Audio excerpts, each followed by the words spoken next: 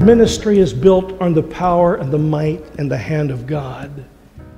God placed us here for a reason, there's no doubt about that. And we believe that God called a group of people more than 50 years ago to start Cedar Hills Community Church in a little building over on Gordon Avenue. And I don't think anybody at that time had an idea what God would do. We just felt like we were supposed to faithfully respond to the call that God had laid on the church.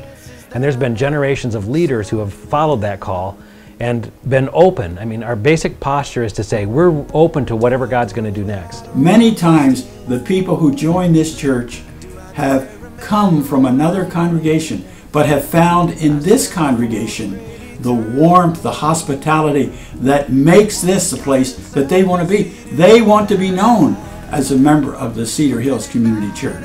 Pretty soon we realized this building is not going to be adequate to accommodate the growth that we've experienced. We're bursting at the seams. God led us to this property. God led us to this building.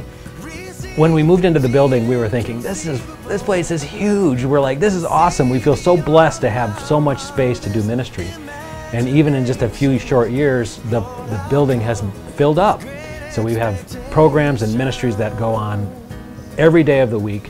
Sometimes every space in the building is full. It's kind of a blessing and almost a little bit of a scary thing over the last few years, how many kids we've seen added to this church. We put together just for lack of space, in a lot of times our 2nd and 3rd grade classes together, our 4th and 5th grade classes together.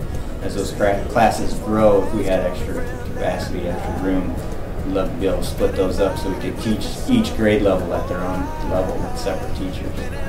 We recognize that we're moving into another season maybe of restlessness, a season when we feel like, God, there's going to be something next. What's the next thing? We want to be prepared for that. We recognize that's going to probably involve classroom space, it's going to be meeting space, it's going to be large group space, more food pantry space. There's just these needs that keep bubbling up.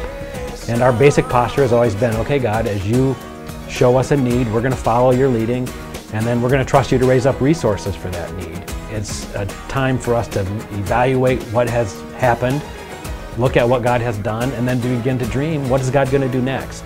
We also believe God is a God of flourishing. God is a God of abundance and of blessing. God wants to, He doesn't call us to do something He's not going to resource. So we think that as we are discerning His callings, that God is going to raise up resources, and we're excited to see what He's going to provide.